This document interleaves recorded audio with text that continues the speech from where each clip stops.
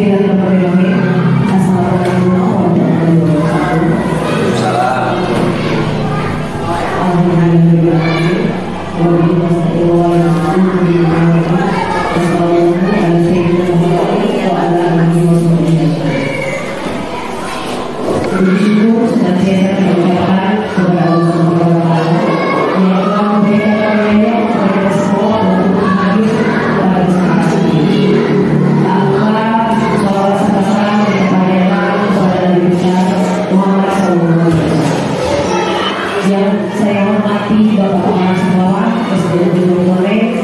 Yang saya hormati Ibu Kepala Sekolah SDN Sudimukti, yang saya hormati Bapak Kepala Sekolah SDN Sebang 1, Tabuka, yang saya hormati juga Ibu Bapak Guru dari SDN Bonole, Jayapura, dan juga Simpang 1. Untuk Ibu Iis, waktu dan tempat saya persilakan.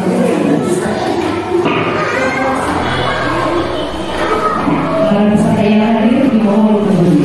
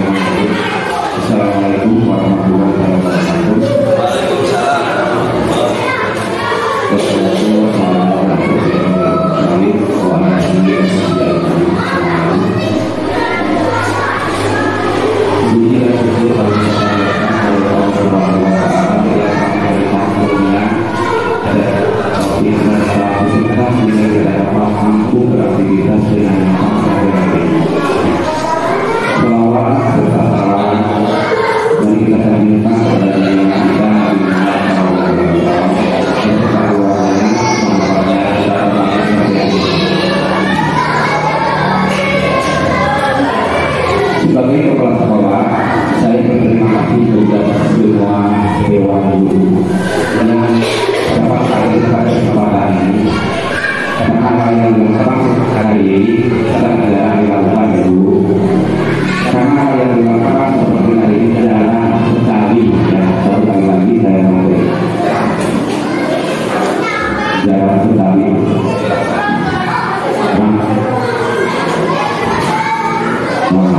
Yang sekali dilaksanakan. Alhamdulillah Bapak Ibu semuanya telah hadir dalam undangan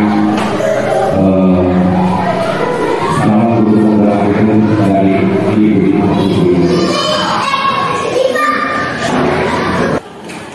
Dan hal yang dilakukan seperti hari ini sangat jarang dilakukan ya ibu-ibu bapak-bapak. Maka dari itu mari kita ambil hal yang baik yang disampaikan nanti oleh Mas dari tentang budaya positif. Seperti yang kita ketahui bahwa pendidikan adalah aset terbesar yang berperan dalam membangun negara yang tinggi peradabannya.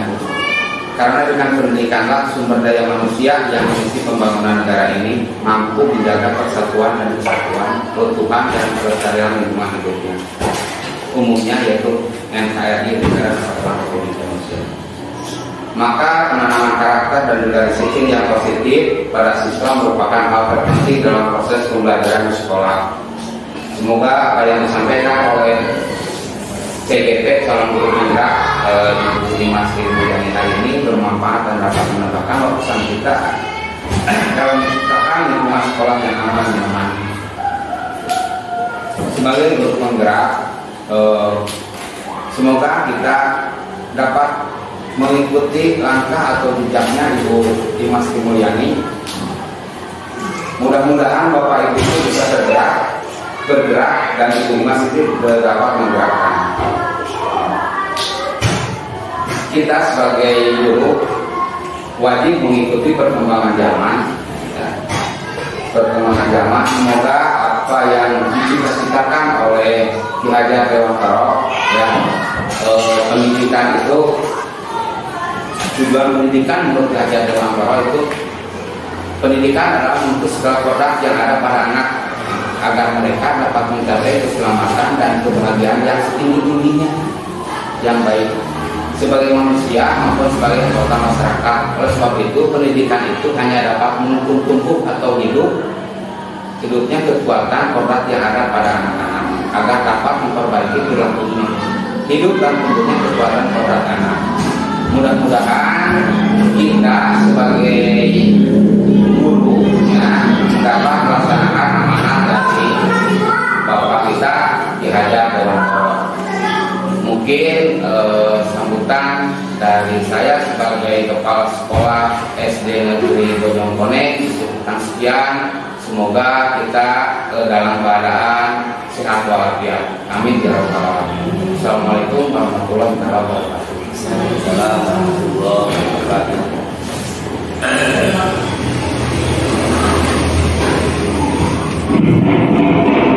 Terima kasih kepada Bapak Kepala Sekolah yang telah memberikan sambutannya. Untuk mempersingkat waktu, kita lanjutkan ke acara yang inti, yaitu disertasi tentang budaya positif yang akan dipresentasikan oleh Ibu Dimas Sri Mulyani sebagai calon guru penggerak anak sekolah. Kepadanya waktu dan tempat saya persilakan.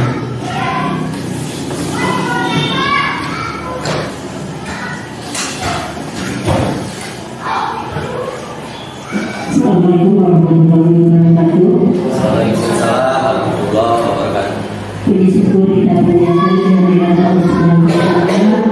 Salawat serta salam kita limpahkan kepada junjungan kita Nabi besar Muhammad SAW. Mudah-mudahan kita semua sebagai umatnya diberikan syafaat oleh beliau di yaumil akhir nanti.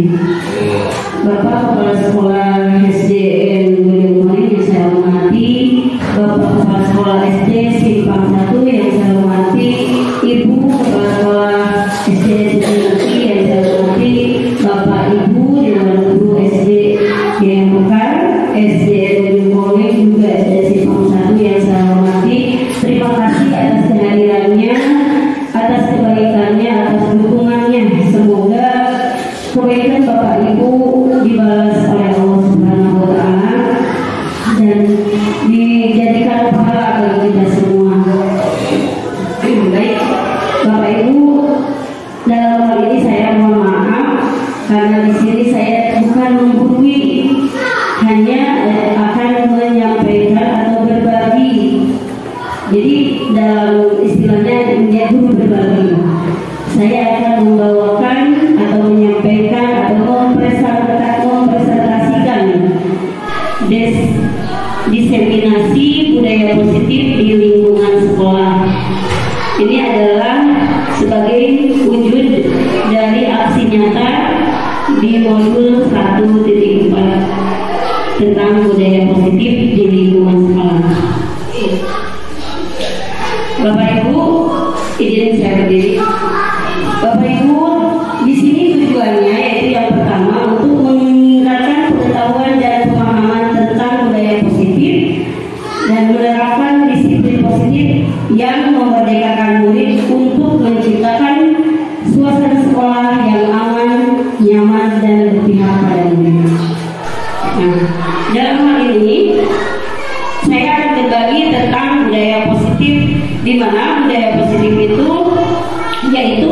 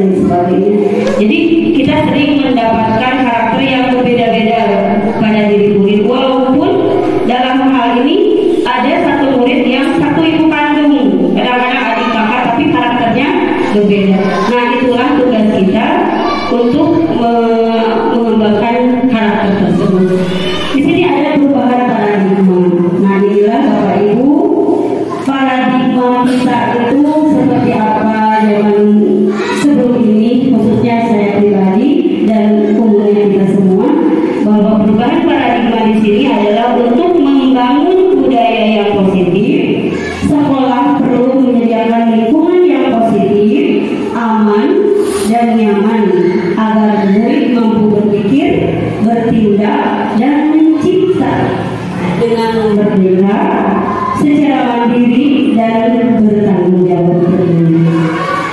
Nah, suatu lingkungan sekolah yang seperti harapan tadi itu akan tercipta. Lingkungan yang sekolah yang aman itu akan tercipta apabila ada disiplin positif di sekolah. Jadi penerapan disiplin di sekolah itu sangat penting sekali. Jadi disiplin itu artinya dikaitkan dengan kontrol yang ada. Dalam hal ini adalah kontrol guru dalam menghadapi murid. Jadi kontrol guru dalam menghadapi murid.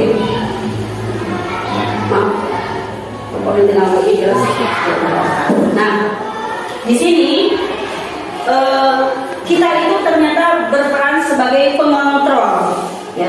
Di kontrol kita itu pengontrol murid itu benar-benar tugas kita adalah mengontrol murid. Nah, perubahan paradigma itu ada teori kontrol seorang guru. Ternyata guru itu ada teorinya. Jadi kontrol guru itu menurut beberapa banyak teori yang dikemukakan oleh para ahli, bahwa di antaranya kita dan teman-teman itu akan berpraktek. Mengibaratkan Bapak Ibu silakan genggam tangan Bapak Ibu dan berhadapan dengan teman terdekat. Silakan Bapak Ibu genggam tangannya. Tangan ini adalah dikepal, bahwa kita mengepal tangan ini, bahwa kita itu memiliki sesuatu hal yang berharga dalam genggaman kita. Nah, yang teman Bapak Ibu boleh salah satu membuka kepalanya dan yang lain memegang. Nah, di situ Bapak Ibu yang menggenggam erat kepalanya karena memegang sesuatu yang berharga pada diri Bapak Ibu, apakah Bapak Ibu bisa dibuka oleh yang lain? Coba. Apakah akan diberikan atau bisa dibuka oleh teman yang lainnya? Karena Bapak Ibu, nah, dibuka. Siapa yang dibuka? Berhasil membuka? Nah, ini coba. Saya akan bertanya kepada Ibu Yuyun, bahwa Yuyun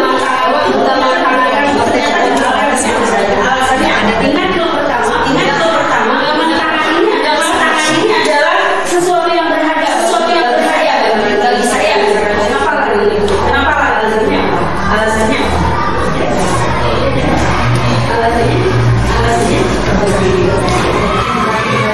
jadi menurut Bu Yuyun di sini, dia memberikan temannya untuk membuka dengan ikhlas karena menurut dia adanya berbagi hal yang baik perlu dibagikan. Tapi misalkan itu hal yang paling berharga yang tidak bisa diberikan kepada orang lain, itu yang tidak dibuka, lainnya tidak dibuka. Alasannya mempertanyakan hal hak. Begitu kan? Nah, Bapak Ibu, jadi di sini kadang kita memberikan hal yang kita yakini bahwa ini adalah milik saya dan sangat berharga bagi saya. Kadang kita bisa merelakannya juga kepada orang yang kita percaya. Jadi kepercayaanlah yang memberikan kita keikhlasan untuk berbagi hal yang paling kita rasa berharga itu untuk diberikan kepada orang lain, termasuk di sini dalam hal ini. Ada juga alasan yang bahwa karena ini berharga bagi saya dan ini adalah merupakan harga diri saya, kalau misalkan diberikan kepada orang lain tidak sebenarnya itu, karena akan menentukan reputasi dan jati diri. Jadi kepalan tangan itu adalah hal yang berharga. Ada pendapat yang bisa diberikan karena kepercayaan tadi, dan ada juga yang tidak diberikan karena takut menjatuhkan reputasi atau harga diri. Nah, sepertinya masih tegang. Kita berkas sedikit dulu. Bapak Ibu berdiri supaya tidak jenuh, supaya kita lebih semangat lagi. Saya punya ini bukan permainan ya, supaya Bapak Ibu konsentrasi. Coba Bapak Ibu lakukan apa yang saya katakan dulu ya. Lakukan apa yang saya katakan atau ucapkan yang saya ucapkan. Ucapkan yang saya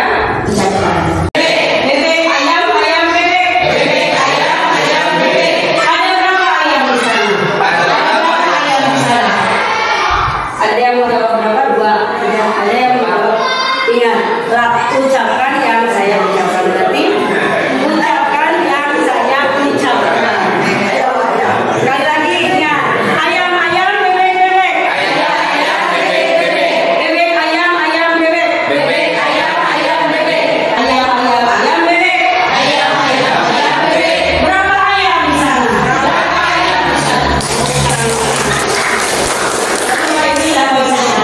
Terima kasih. Silakan.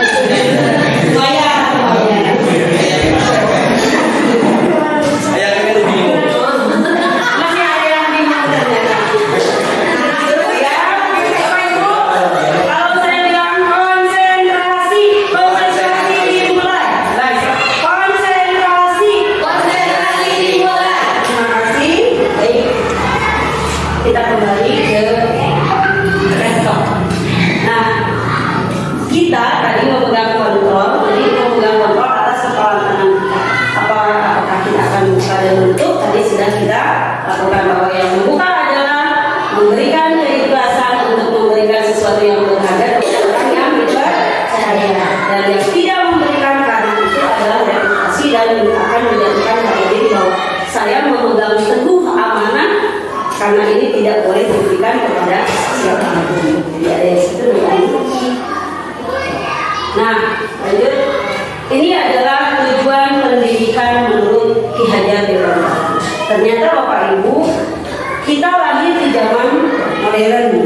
Jauh Ki Hajar Dewantara itu lahir pada zaman jauh sebelum kolonial, karena beliau itu mengeluarkan ini jauh pada sebelum zaman kolonial. Menurut beliau, tugas kita itu adalah menuntun segala kodrat yang ada pada anak-anak agar mereka dapat mencapai keselamatan dan kebahagiaan yang setinggi-tingginya, baik sebagai manusia ataupun sebagai anggota masyarakat.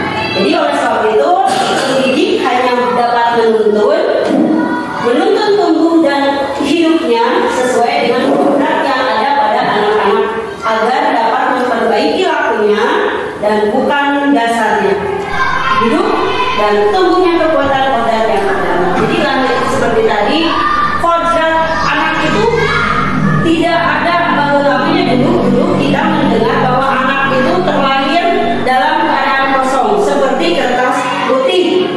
Jadi lamun itu disampai baru itu dibentuk karakternya. Ternyata itu paradigma yang salah, bahwa anak dilahirkan itu sudah memiliki kodrat. Bayangkan sama Bapak Ibu, apabila anak terlahir sebagai kertas putih, atau kita akan membawa ini seperti cita-cita menjadi polisi semua, akan jadi guru semua. Kalau misalkan hal itu dibentuk oleh kita sebagai guru atau sebagai orang tua. Jadi anak itu sudah terlahir dengan kodratnya. Kita itu di sekolah sebagai guru hanya menebalkan, hanya menuntun, mengarahkan. Jadi ibaratnya kita itu sebagai petani. Petani itu hanya menanam, memupuk agar hasilnya menjadi lebih baik, tumbuh lebih baik, berbuah, berakar, bercabang dan sebagainya. Jadi anak itu adalah tumbuhan. Kita itu yang menyemai benih-benih kebaikan, dipupuk sehingga akan menghasilkan hal yang baik. Nah, konsep-konsep inti dari penerapan budaya positif di sekolah. Ternyata kita itu punya konsep itu untuk disiplin positif, kemudian memberikan motivasi pada perilaku manusia, di sini anak ya. Kemudian posisi kontrol seorang ibu dan pembentukan keyakinan kelas dan segitiga restitusi. Jadi yang akan kita bahas ini adalah itu pertama disiplin positif. Nah, disiplin positif merupakan suatu pendekatan yang mengajarkan tentang tanggung jawab. Jadi dan untuk menumbuhkan kesadaran diri yang berdasarkan nilai-nilai universal. Kemudian disiplin positif juga lebih fokus pada disiplin internal yang memungkinkan siswa untuk mengontrol dirinya sendiri. Dengan disiplin diri, siswa dapat memahami dan menyadari tindakan mereka berdasarkan motivasi internal atau motivasi dalam dirinya, dan bukan karena hukuman atau apapun atau ujian dan sebagainya. Jadi kita harus menumbuhkan anak itu mempunyai motivasi itu dari dalam, bukan dari biasanya kita melihat ada anak yang sukanya seperti ini, suka main bola, sukanya. Nah, kita itu tugasnya itu mendorong, menebalkan bakat. Misalnya ada yang bakat menyanyi, kurang itu ditebalkan. Ada yang bakat olahraga, kita tugasnya menebalkan hal yang ada pada diri anak. Terus keinginan anak itu seperti apa? Kita itu tugasnya mengontrol dan mendorong anak. Jadi tidak ada pemaksaan pada akhirnya. Kemudian ada pertanyaan di sini, apakah pemberian satu hukuman atau hukuman yang bersifat positif, misalkan membersihkan halaman di sekolah atau menulis sebuah kalimat permintaan maaf atau melakukan kesalahan dengan secara keras penuh? Jadi kita kadang suka begini, kamu datang terlambat, bersihkan halaman. Sesapu misalkan. Terus ada anak yang suka melakukan kesalahan misalkan. Itu biasanya sering kali kita lakukan. Bahkan Bapak Ibu pernahkah menulis, anak disuruh menulis, saya tidak akan mengulangi lagi sampai 1 halaman. Saya pernah melakukan itu. Dan apakah Bapak Ibu pernah melakukan itu? Pernah. Jadi sebagian besar kita pernah melakukan hal itu. Membuat tulisan, saya tidak akan mengulangi lagi sampai 1 halaman penuh. Saya tidak akan terlambat lagi, saya tidak akan terlambat lagi. Walaupun sebetulnya tujuan itu baik. Satu, anak bisa jadi rajin menulis walaupun dengan keterpaksaan. Kemudian anak bisa mengulangi dan mengingatnya, itu tujuannya. Ya, yang kita lakukan itu tujuannya seperti itu. Ternyata itu masih belum benar untuk dilakukan. Kemudian apakah dengan memberi penghargaan atau biasa kita memberikan hadiah akan meningkatkan motivasi belajar anak? Kita kan pernah ya, sering tidak, atau pernahkah Bapak Ibu melakukan memberikan hadiah soal peten 10 misalkan yang betul semua Ibu kasih permen atau apa? Yang Pernah bisa, tidak? yang bisa Pernah. pulang. Yang bisa pulang. Pernah kan? Pernah. Termasuk saya sendiri sering Bapak. Yang betul semua, yang betul paling duluan dan betul dikasih, kadang-kadang pensil, kadang permen, kadang apa. Nah ternyata itu maksud kita memberikan penghargaan. Ternyata jadi untuk diberikan penghargaan seperti itu bagus atau tidak Bapak Ibu? Bagus atau tidak? Bagus. Jadi ya tadi belajar. Ternyata hal itu bukan motivasi dari diri, karena dia akan berpikir hadiah. Dan bagaimana? Apa kita memperhatikan anak yang lain yang tidak pernah diberikan hadiah? Tidak pernah. Kita tidak pernah berpikir bahwa anak yang lain itu down ternyata. Semangatnya menjadi lebih kurang, bukan bermotivasi tinggi. Ada yang menang permainan bakal setan. Ada yang bakal dan akan menimbulkan rasa jumawa kepada orang yang memberikan penghargaan.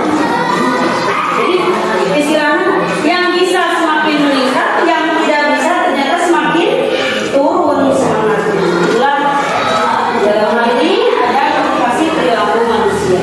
Di sini ada anak itu ternyata berpikir untuk menghindari ketidaknyamanan atau hukuman.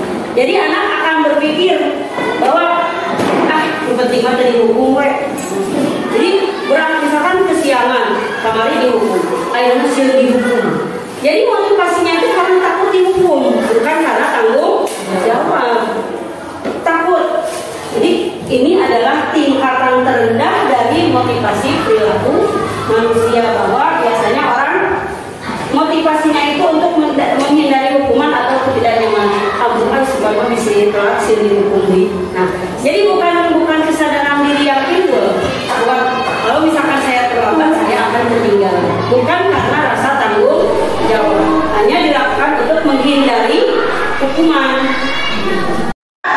Untuk menjadi orang yang mereka inginkan dan menghargai diri sendiri dengan nilai-nilai yang mereka percaya, orang ini akan termotivasi dengan bertanya, kemudian akan menjadi orang yang seperti apa apabila saya melakukannya.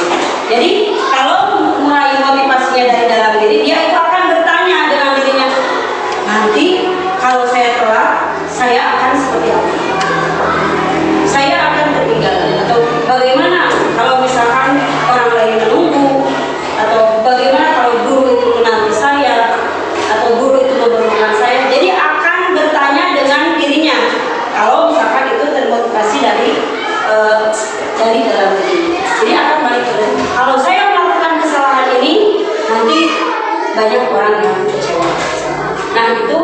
itulah yang motivasi muncul dari diri.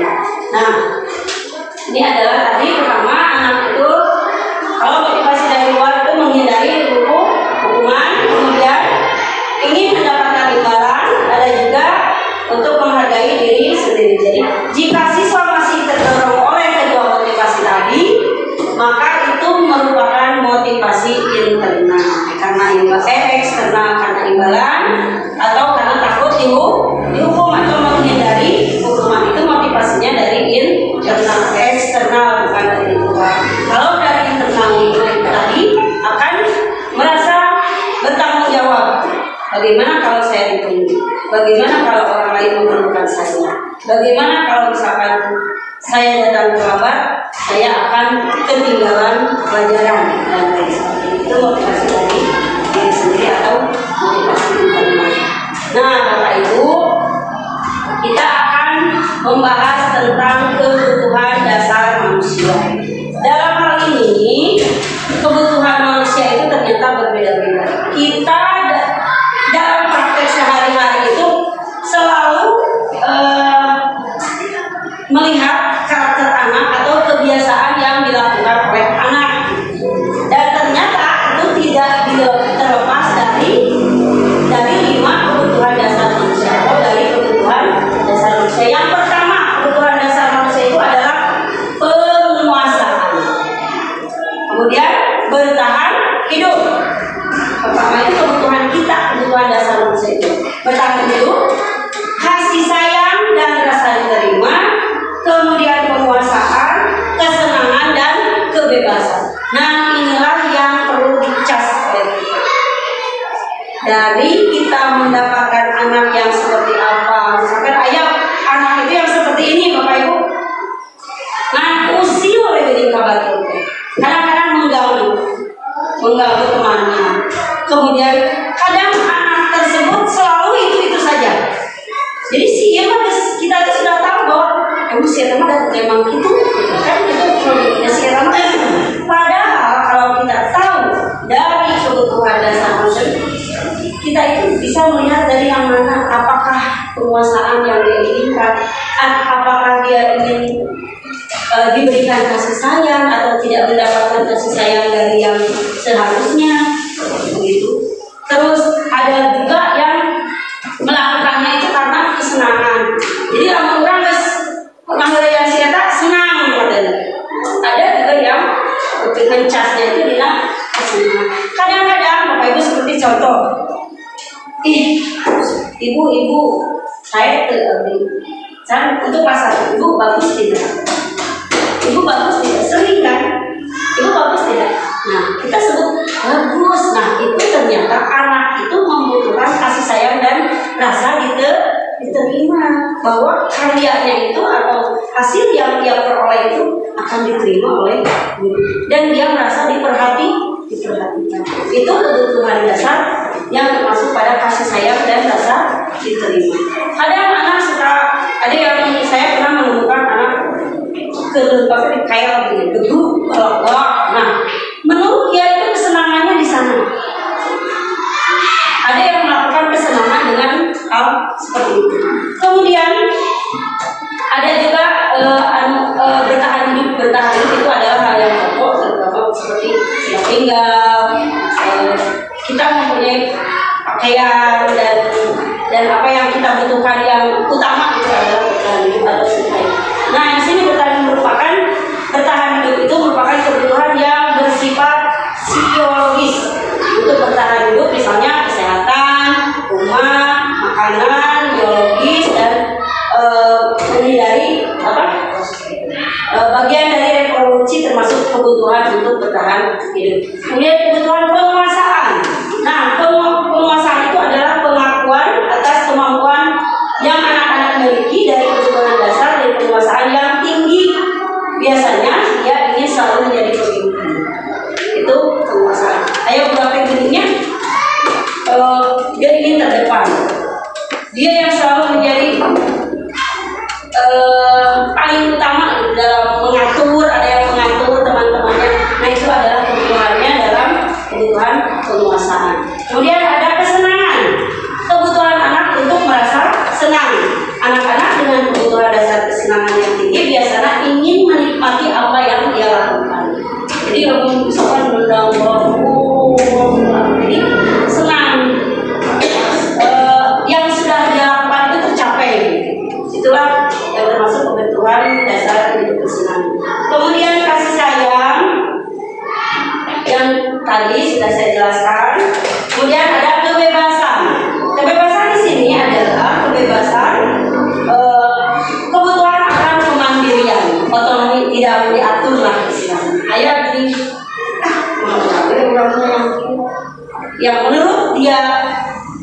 omongan saya yang menurut dia ini benar atau menurut persepsi dia seperti ini ya seperti itu. Jadi itu adalah pemikiran. Nah, baik Bapak Ibu, masih kita tes lagi ya. Coba berdiri semuanya sekali. Berdiri kita supaya ini dulu. Kita bernyanyi sama-sama ya, ikuti.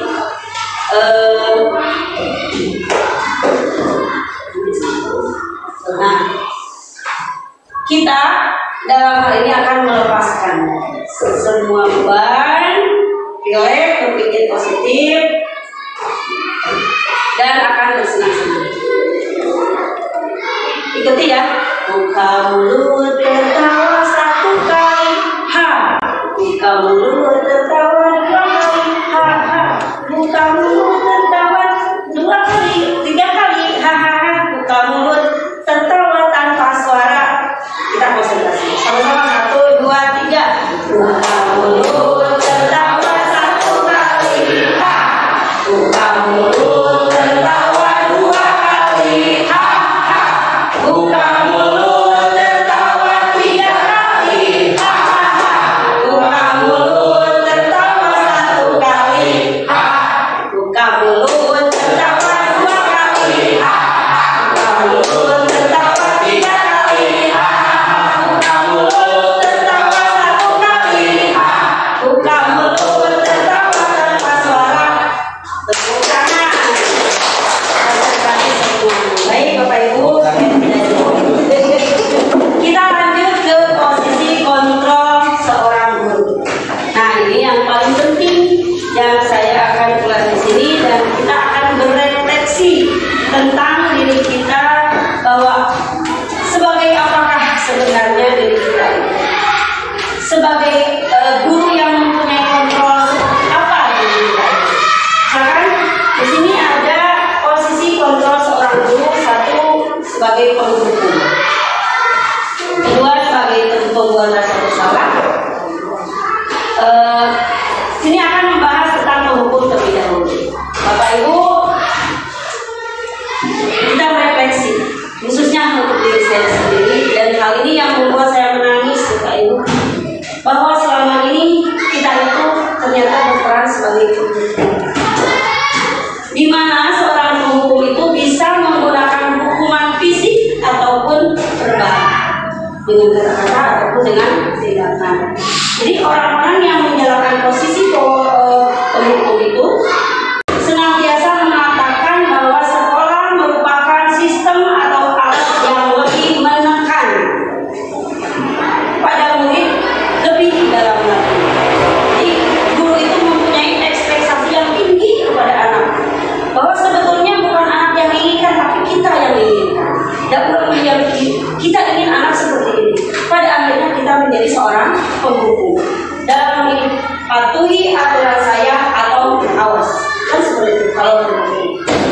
Patuhi aturan saya atau awas kalau tidak melakukan.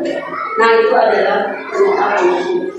Selalu pasti, selalu yang terakhir. Misalkan ada anak datang terlambat, pasti kamu yang terakhir, pasti kamu terlambat. Jadi kita itu sudah menjudge bahwa anak ini adalah pendosa atau bersalah. Nah, tanpa kita mengetahui apa alasan dia. Dan guru seperti ini percaya hanya ada satu cara agar pembelajaran berhasil, yaitu cara seperti yang dia inginkan. Itu yang saya lakukan. Dan semua seperti itu. Karena kita mempunyai ekspektasi yang tinggi bahwa aturan sebagai penghukum itu biasanya satu pihak atau satu arah. Kita yang menginginkan bukan atas kesepakatan. Jadi anak kita kalau sudah membuat soal atau kan kita tidak pernah berpikir ke arah sana. Apa yang saya terapkan itu anak suka atau tidak, kita tidak pernah berpikir. Nah, kemudian penghukum itu biasanya identik dengan nada suara tinggi, bahasa tubuh, mata melotot, kemudian jari menunjuk, ciri-ciri sebagai guru penghukum. Kemudian seperti contoh kalimat yang pengulangan diri, pasti kita bertolak belakang. Jadi posisi tubuh itu meyakinkan yang kita ucapkan. Tercukup ternyata kata-kata di tambahan tuh gestur orang sedang menghukum terpuasa misalkan kita pulau tidak mungkin telat lagi. Nah, biasanya ciri-ciri penghukum itu ada di situ. Depan saya sini, saya tahu sini Pak Herman. Nah, jadi kita tidak pernah merasakan atau merasakan bagaimana perasaan murid pada saat itu, pada saat guru berbicara seperti itu. Kita tidak pernah tahu, tidak pernah meraba perasaan murid. Dan hasilnya dari yang kita lakukan sebagai guru itu hasilnya murid akan merasa bersalah telah mengecewakan ibu bapaknya atau ibu gurunya. Itu sebetulnya lebih akan menyakiti perasaan anak atau murid. Dan posisi ini bukan hanya untuk guru kepada murid, tetapi sebagai orang tua kepada anak muridnya. Nah, di sini ada posisi kontrol sebagai teman. Guru pada posisi ini tidak akan menyakiti murid, namun akan tetap berupaya mengontrol murid melalui persuasi atau pendekatan secara halus. Kita memposisikan diri sebagai teman. Nah, positif di sini berupa hubungan baik yang terjalin antara guru dan murid. Dan guru di posisi ini akan menggunakan hubungan baik secara humor untuk mempengaruhi anak agar mereka lebih berkata. Biasanya lebih berkata seperti itu. Ayo bantulah dari bapak. Ayolah kita bekerja sama. Saling, bila sharing, disini sharing. Nah, ya sudah, kali ini tidak apa-apa, tapi nanti ibu bereskan. Atau hal negatif dari posisi teman adalah ada hal negatifnya. Biasanya orang memposisikan sebagai teman itu ada negatifnya, yaitu ada bila suatu saat guru tersebut tidak membantu, mereka akan kecewa dan berkata, saya berpikir ibu ini teman saya. Murid merasa dikecewakan dan tidak mau bertindak. Nah, hal ini akan timbul pada murid yang hanya bertindak pada murid tertentu dan tidak untuk diri yang lainnya. Biasanya kelas 1 dan kelas 2 lah kelas rendah. Biasanya kelas 2. Kalau kita melakukan seperti teman, mereka akan bergantung dan kadang-kadang mengalaminya. Jadi posisi sebagai teman itu harus pada posisinya. Nah, kita lanjut.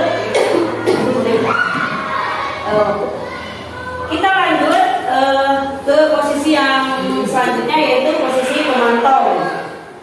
Di sini guru yang berposisi sebagai pemantau, yaitu kita mengawasi pada saat kita bertanggung jawab itu atas orang-orang yang kita awasi. Misalkan murid, ya, murid kan tanggung jawab orang. Jadi kita itu memantau. Kadang kita suka mengalihkan Jadi di sini ada peran kita sebagai pemantau dengan menggunakan sanksi atau konsekuensi. Jadi paradigma hukuman tadi kita gunakan atau kita alihkan menjadi pemantau saja. Di sini ada konsekuensi, ada peraturan dan ada konsekuensi. Peraturannya apa? Apa yang telah kamu lakukan? Jadi walaupun tegas di sini sebagai pemantau bukan sebagai penghukum, ya. Jadi seorang pemantau itu akan mengandalkan perhitungan, kemudian akan menggunakan data atau catatan yang digunakan sebagai bukti atas perilaku seseorang. Biasanya seorang pemantau itu melakukan cek begini. Lebih jelasnya, sebagai pemantau itu misalkan anak melakukan kesalahan. Sebagai pemantau itu harusnya kita bertanya, apa sebenarnya yang kamu lakukan? Kenapa kamu melakukannya? Terus ada konsekuensi. Apabila sudah disepakati, kalau misalkan datang terlambat push up 3 kali, itu bukan hukuman, tapi konsekuensi karena sudah disepakati. Urang teh ka anak kecil, lamun telat deui dek push up. Siapa? Nah, itulah konsekuensi. Kemudian si anak itu telat, kita melakukan menyuruhnya push up. Apa yang sudah kamu lakukan? Telat, Pak. Konsekuensinya apa? Push up, Pak. Push up. Jadi dia akan senang hati melakukan konsekuensinya, bukan bukan hukuman. Jadi tongsian Bapak Ibu, kita tidak salah.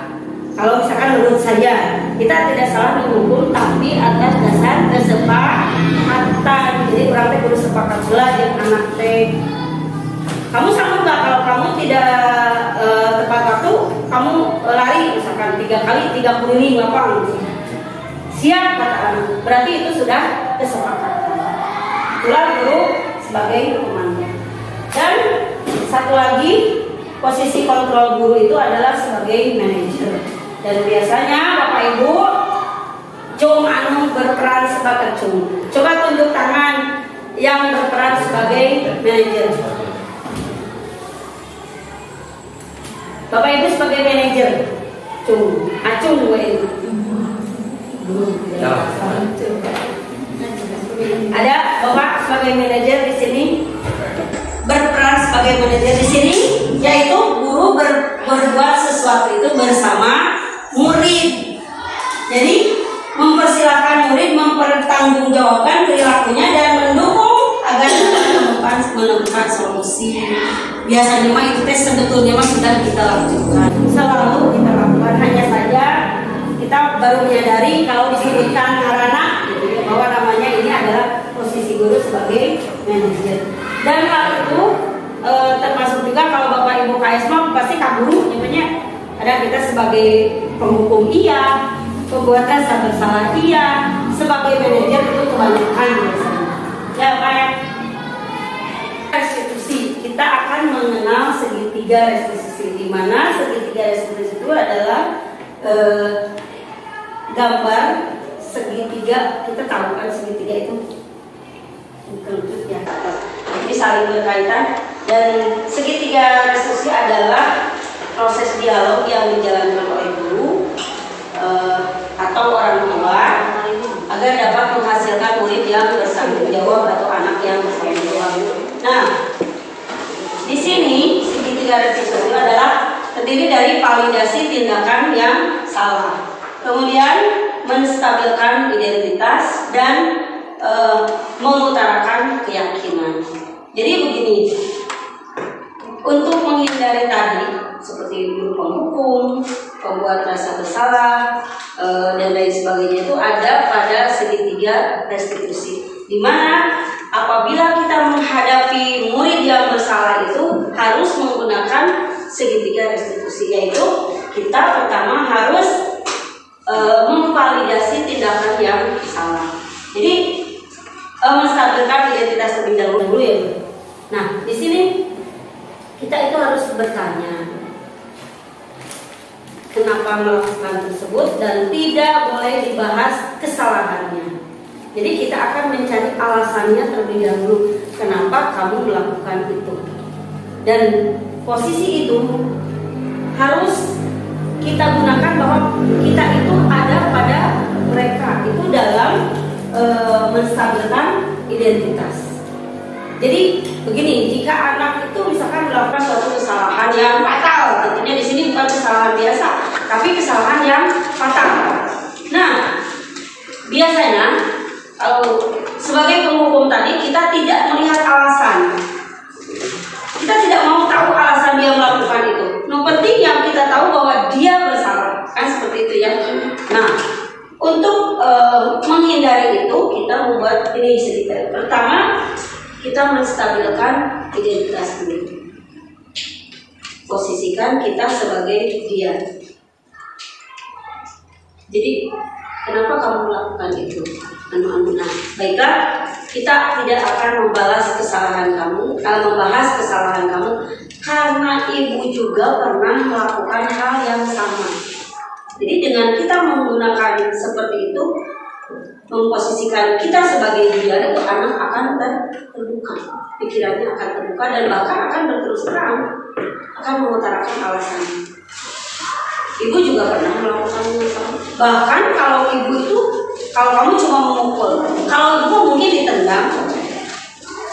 Jadi untuk menstabilkan identitas seperti itu. Jadi nggak menitin HP. Nah, kemudian posisikan kita, setelah itu buatlah keyakinan kelas, karena kita akan belajar membuat keyakinan kelas nanti. Nah, di dalam keyakinan kelas tentunya kan disepakati kamu melanggar keyakinan kelas, ya Bu, yang mana nanti anak akan menyebutkan bahwa dia melanggar keyakinan kelas yang sudah disepakati. Nah, setelah itu kita stabilkan. Setelah stabil, ya anak akan kembali ke karakter yang semula. Jadi setelah melakukan kesalahan, pastilah manusia tombol budak anaknya berheterogen di sekolah mah itu pasti melakukan kesalahan apa. Kadang-kadang kita menemukan kesalahan yang fatal di situ. Kita itu tidak boleh begitu saja oh kamu salah. Jadi sudah kita harus mencari tahu alasannya, kemudian menstabilkan identitasnya, memposisikan kita sebagai dia dan menyepakati keyakinan kelas. Lanjut. Nah, segitiga restitusi tadi adalah gambarannya bahwa segitiga restitusi adalah proses menciptakan kondisi bagi murid untuk memperbaiki kesalahan mereka. Jadi dengan segitiga restitusi kita akan mengembalikan posisi mereka dan memperbaiki kesalahannya, sehingga mereka bisa kembali pada kelompok mereka dengan karakter yang lebih kuat. Karena biasanya anak kan sebentar saja yang kesalahan nanti setelah bergabung biasa deh, tapi dengan karakter yang lebih baik. Kemudian segitiga restitusi ini membantu murid dalam menjadi memiliki tujuan, lebih disiplin, tentunya disiplin positif, dan dapat memulihkan dirinya setelah berbuat kesalahan. Jadi dia tidak akan mengingat lagi kesalahannya, bahkan lebih dalam lagi, tapi akan memperbaiki kesalahannya setelah kita melakukan segitiga restitusi. Lanjut. Kemudian kita akan praktek, nanti setelah ini segmen ini kita akan melakukan praktek membuat keyakinan kelas, Bapak Ibu. Jadi keyakinan kelas ini yaitu guru berperan dalam mewujudkan keyakinan sekolah atau keyakinan kelas dengan kesepakatan. Kalau keyakinan kelas berarti kesepakatannya antara kepala sekolah, guru juga murid. Biasanya kepala sekolah dan guru untuk keyakinan kelas. Tapi murid juga harus dilibatkan. Kemudian kalau keyakinan kelas antara guru dan murid di tiap-tiap kelas. Kemudian keyakinan sekolah itu berupa pertanyaan universal yang mudah diingat, dipahami dan diterapkan dalam lingkungan sekolah. Kalau misalkan guru dan kepala sekolah mau melakukan keyakinan kelas, seperti contoh kita akan praktek ya Bapak Ibu membuat keyakinan kelas. Di sini saya akan membagikan atau gambaran dulu. Nah, udah dulu. Kita akan belajar tentang peraturan dulu, jangan dulu keyakinan kelas. Biasanya ada kalimat seperti ini, tidak boleh membuang sampah sembarangan. Ini peraturan. Nah, saya bertanya, kalau peraturan disepakati atau tidak? Tidak, karena peraturan bersifat satu arah. Yang membuat peraturan dan yang harus mematuhi walaupun itu tersah. Seperti contoh, Bapak Ibu, gunakan helm dalam berkendara. Itu peraturan atau apa? Peraturan. Alasannya? Karena itu sudah ditentukan oleh undang-undang. Iya, berusaha ditentukan oleh undang-undang. Apakah itu memaksa? Memaksa, setengah dipaksa, hampir dipaksa. Keharusan. Kembali ke peraturan. Gunakan helm kalau berkendaraan. Peraturan. Kalau kita melihat itu dari peraturan, bahwa peraturan dibuat menurut Pak Erman tadi, Undang-undang lalu lintas. Undang-undang lalu lintas. Apakah kita tidak berpikir kalau memakai helm itu ternyata untuk apa? Untuk keselamatan pengendara. Berarti bukan peraturan. Berarti memakai helm itu bukan memakai helm berkendara. Memakai helm dalam berkendaraan bermotor khususnya itu bukan peraturan, tapi kesepakatan demi keselamatan kita. Sebetulnya bukan peraturan, tapi kesepakatan atau keyakinan yang harus kita lakukan, bahwa dengan memakai helm kita akan misalkan kalau jatuh pun tidak akan seberat mungkin lah jika silakan. Oke, untuk memakai helm kan biasa gitunya kalau memakai helm. Tapi Bu, itu kan banyak dibicarakan kalau misalnya memakai helm itu peraturan itu dari pembuat. Tapi harusnya kita sadar bahwa memakai peraturan itu kan baru kembali kepada diri kita. Ternyata memakai helm itu ternyata bukan peraturan, tapi untuk keselamatan, harusnya menjadi kesadaran. Tapi dulu, tapi kalau misalnya kita tidak pakai helm terus berkendara, masih tidak boleh. Itu peraturan yang disepakati. Dan seharusnya peraturan itu memakai helm itu seharusnya bukan peraturan. Kita kembali ke sini ya Pak ya. Tidak boleh membuang sampah sembarangan. Aturan atau keyakinan ini? Peraturan. Karena dari kalimat pun ada kata tidak boleh, dilarang, jangan. Tidak boleh, dilarang, jangan, harus. Itu berarti memaksa dan bukan kesadaran. Kita ubah paradigma tadi Pak Enang yang memegang peraturan itu, jadikanlah kesepakatan, jadikan keyakinan sampah pada tempatnya. Nah, masih peraturan. Karena ada sifat lah ada penekanan. Nah, jadi perhatian kalimatnya ya. Untuk peraturan, misalkan di peraturan di kelas 4 tidak boleh membuang sampah sembarangan. Kemudian jangan ngobrol di kelas ketika pembelajaran.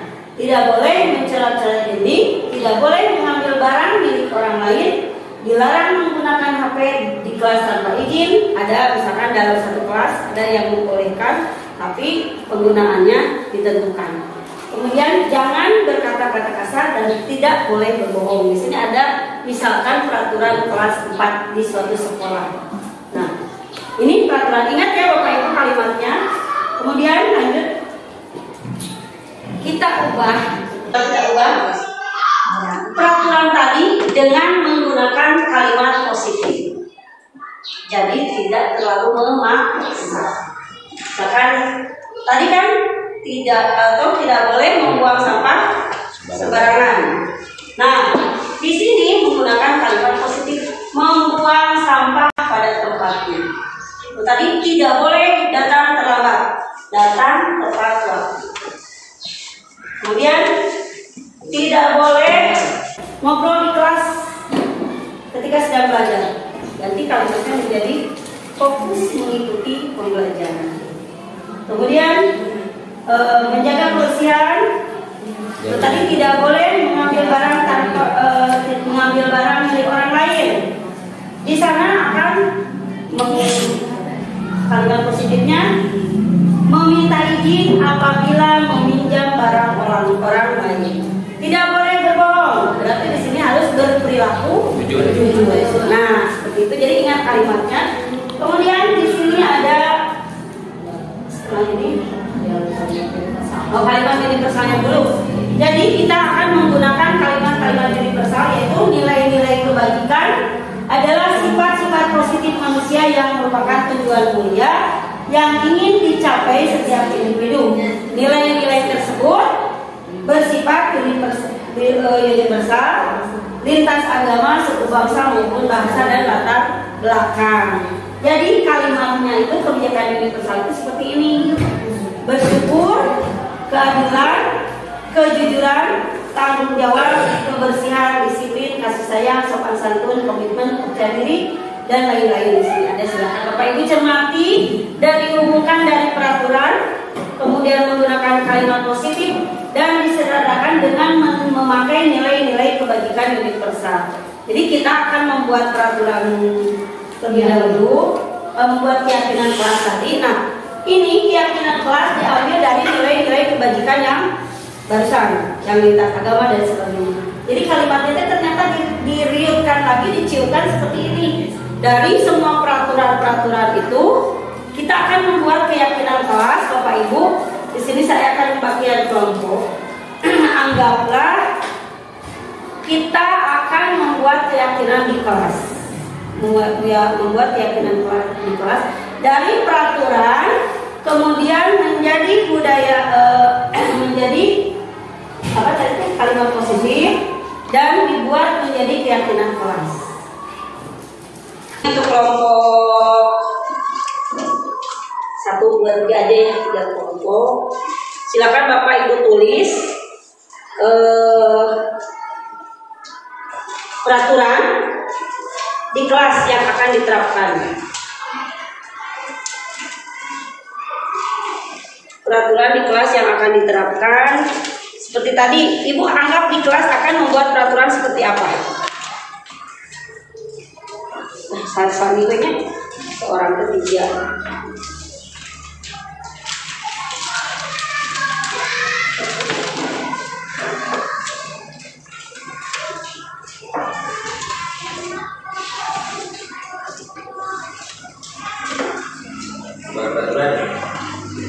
Buat peraturan di kelas. Bu, maaf, mungkin begini ya Bu ya. Kalau misalnya di kelas sudah ada peraturan, kalau ditulis, jadi boleh ditulis buat kalimat positifnya baru diubah Iya, ada kelas. siap. Nah, kalau misalkan di kelas sudah ada, kalau misalkan di kelas terus saya peraturan di kelas Bapak Ibu sudah ada peraturan, kan pasti peraturannya seperti tadi, janganlah membuang sampah sembarangan gitu. Nah, ubahlah kalimat yang sudah ada di kelas tadi menjadi kalimat positif. Jadi dibuat peraturan dan dibuat kalimat positifnya di bawah. Begini aja lah, buat peraturan dalam satu minimal 3 lah. Dalam satu helai buat peraturan kelas, kemudian dalam satu helai lagi dibuat kalimat positifnya, kemudian yang satu helai lagi dibuat keyakinan kelas. Jadi Bapak Ibu membuat 3-3 gitu. Kan begini, ya, tadi di kelasnya menerapkan aturan apa? Jangan membuang sampah sembarangan, pasti selalu ada. Menjadi kalimat positif. Dipadukin. So, buat dulu peraturannya dulu. Buat peraturannya dulu. Berarti peraturan yang tadi masih ingat tidak? Di kelas membuat peraturan itu namun yang sudah ada siap.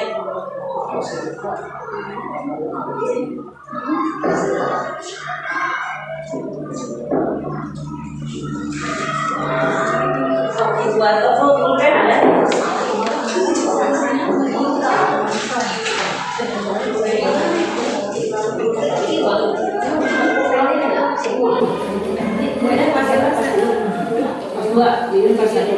Dibuat seperti sekolah ibu, keyakinan sekolah. Peraturan sekolah nggak peraturan sekolah itu kata tertib ya. Sesuai kelas masing-masing. Kalau ibu KS berarti keyakinan sekolah. Peraturan buat peraturan dulu lah.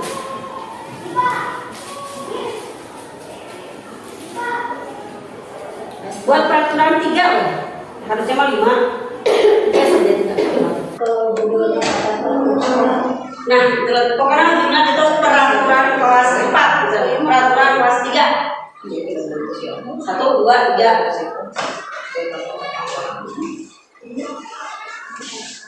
Ada peraturan, cuma orang. Bukan ada peraturan satu arah. Peraturan mah ya. Sudah dibuat aturan terus dibuat. Nah, satu halaman lagi buat jadi kalimat positif.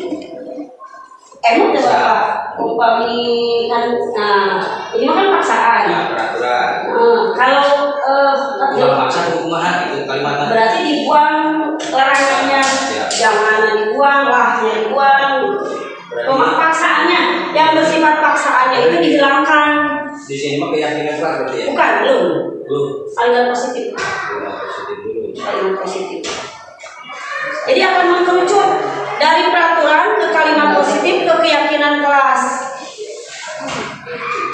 Kalau keyakinan kelas kan tadi ya kalimatnya ini kan. Ada jujur, disiplin, tanggung jawab, sopan santun, saling menghargai. Dibuat, disederhanakan, dikerucutkan.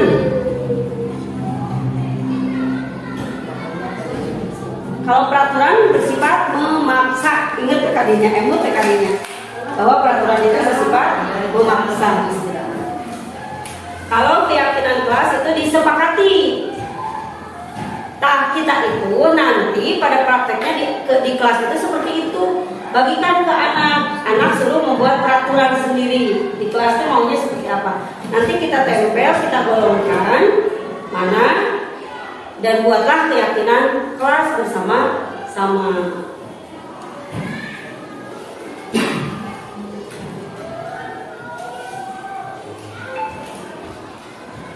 Peraturan bebas karena kita yang mengatur, yang menginginkan. Sudah, kalau sudah ditempel di situ, tempel peraturannya, tempel, kemudian kalimat positifnya di tengah, kemudian keyakinan kelasnya dipikirnya lagi.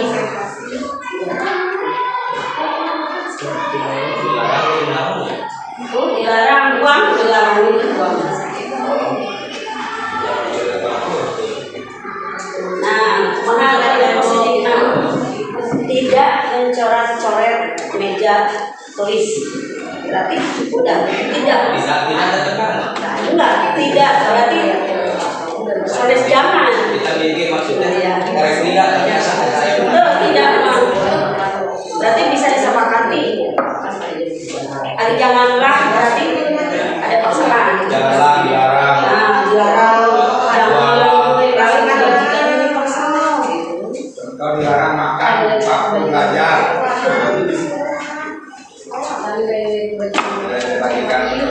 Kemudian yang terakhir keyakinan kelas, prioritas yang terakhir lihat dari tadi keyakinan kelas yang tadi.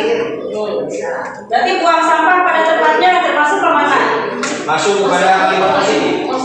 Enggak, maksudnya kan dari kalimat di sini dari kalimat itu apa? Oh, berarti kebersihan. Kebersihan. Ya, ada tuh. Kebersihan itu teh berarti disiplin atau tanggung jawab menjaga kebersihan. Bisa masuk pada tanggung jawab.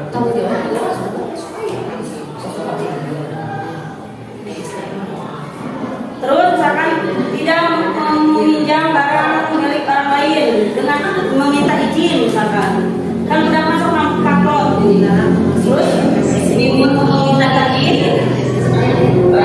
Apa barusan kan?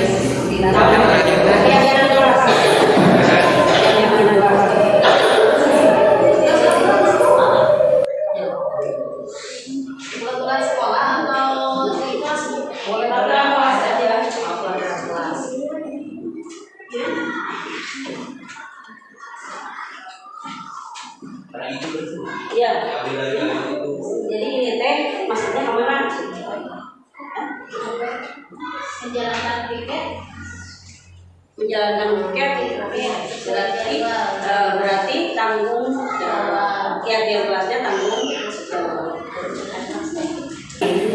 Saya mau mencoba Pak Enang untuk membacakan dari peraturan kemudian menjadi kalimat positif dan akhirnya menjadi keyakinan kelas. Silakan.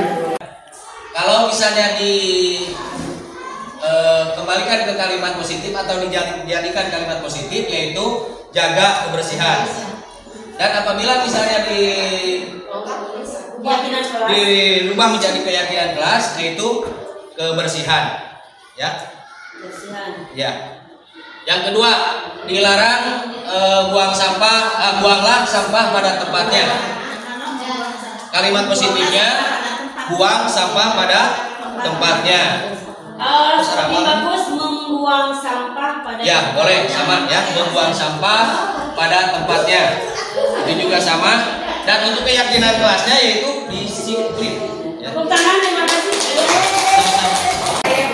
Jadi Bapak Ibu, kita sudah mengetahui bahwa dari peraturan kemudian berubah menjadi kalimat positif dan menjadi keyakinan kelas yang disepakati nanti pada prakteknya Bapak Ibu dengan anak-anak. Dan untuk yang barusan dibacakan oleh Pak Enang itu sebetulnya keyakinan sekolah. Jadi kalau keyakinan kelas itu lebih terperinci lagi, lebih spesifik lagi di kelas. Terima kasih Bapak Ibu. Kemudian kita lanjut ya. Lanjut ke kesimpulan. Kesimpulan dari kegiatan ini adalah dalam proses penerapan atau menerapkan atau mengaplikasikan budaya positif harus ada kolaborasi antara warga sekolah. Dalam proses penerapan atau menerapkan atau mengaplikasikan budaya positif harus ada kolaborasi antara warga sekolah dengan orang tua siswa. Kemudian kalau di kelas tentunya guru dan murid di kelas itu sendiri. Kalau keyakinan sekolah itu harus berkolaborasi dengan orang tua, kemudian dengan warga sekolah yang lainnya, dengan guru, kepala sekolah, juga murid. Dan karena budaya positif ini tidak hanya dilakukan di dalam satu kelas atau di satu sekolah saja, hal ini bisa diterapkan di rumah.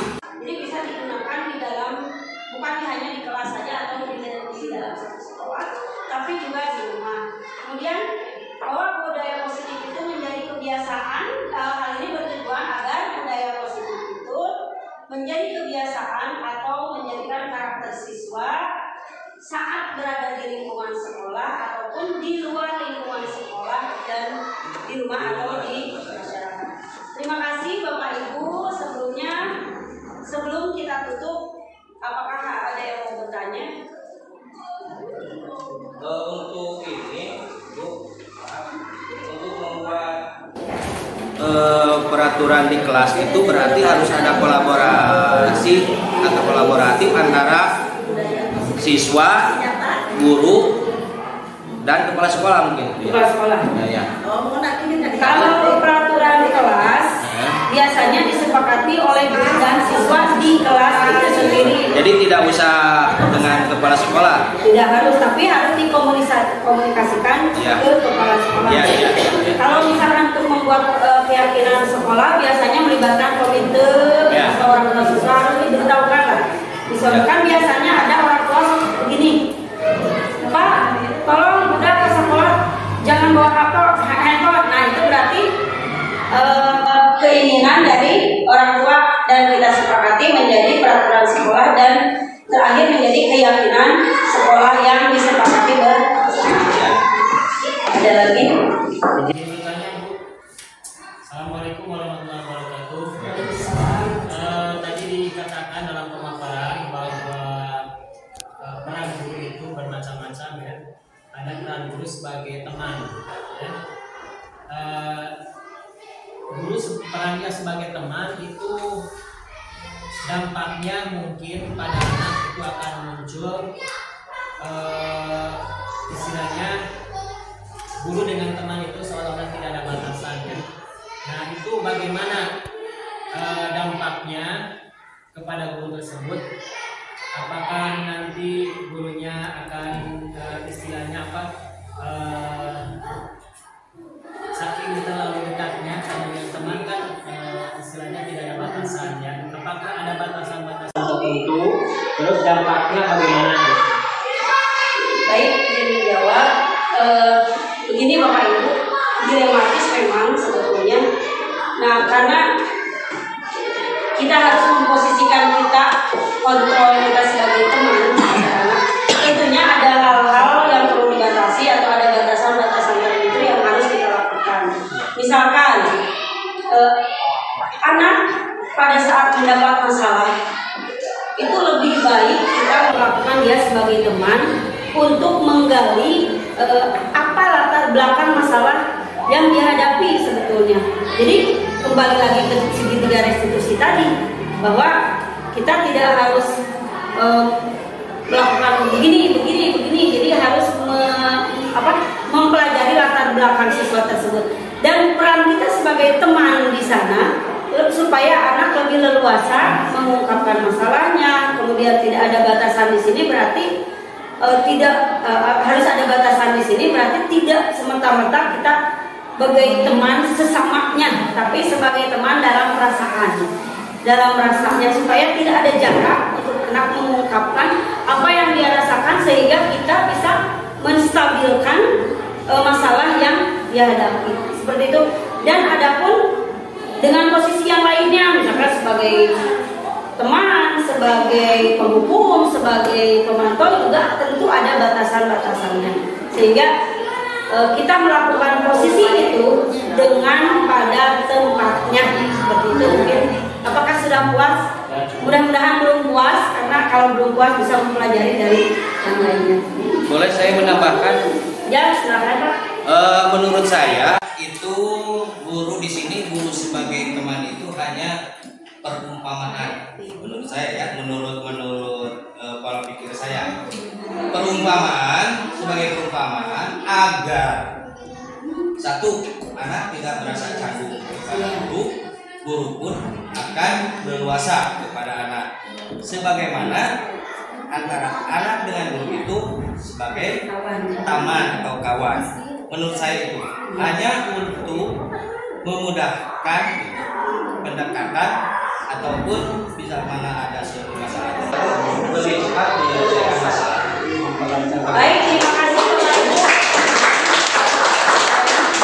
Itulah yang diharapkan seperti itu, dan mungkin kita berusaha sedikit demi sedikit untuk merubah paradigma guru sebagai guru tadi, merubah atau memposisikan, memerankan posisi kita sebagai tadi yang tadi sebagai manajer, terutama yang diharapkan itu sebagai manajer, yaitu kita akan mendampingi anak dan dalam menghadapi masalah itu dengan bijaksana.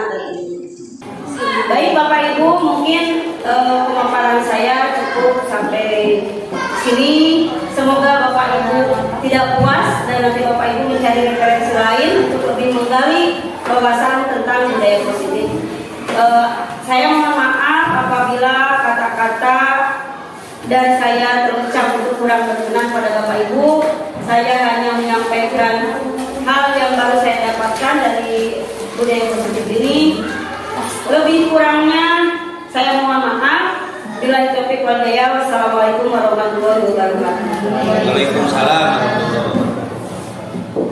Alhamdulillah, acara inti tentang penyampaian budaya positif telah dilaksanakan. Saya akan menarik kesimpulan sedikit bahwa dalam menciptakan budaya positif khususnya di sekolah atau di dalam kelas harus ada kolaborasi antara warga sekolah, terutama warga sekolah dengan guru dan juga kepala sekolah. Dalam beberapa hal yang harus kita pahami sebelum kita mengaplikasikan budaya positif tersebut, yaitu yang pertama adalah disiplin positif, yang perilaku manusia, yang ketiga posisi kontrol seorang guru, yang keempat segitiga resolusi dalam menyelesaikan masalah, dan yang terakhir adalah keyakinan kelas.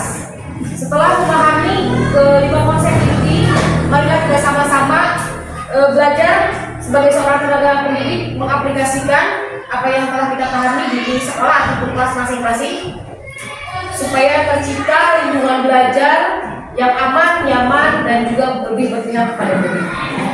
Mungkin sekian acara hari ini, saya tutup dengan bacaan alhamdulillah. Semoga ilmu yang telah disampaikan bermanfaat bagi kita semua.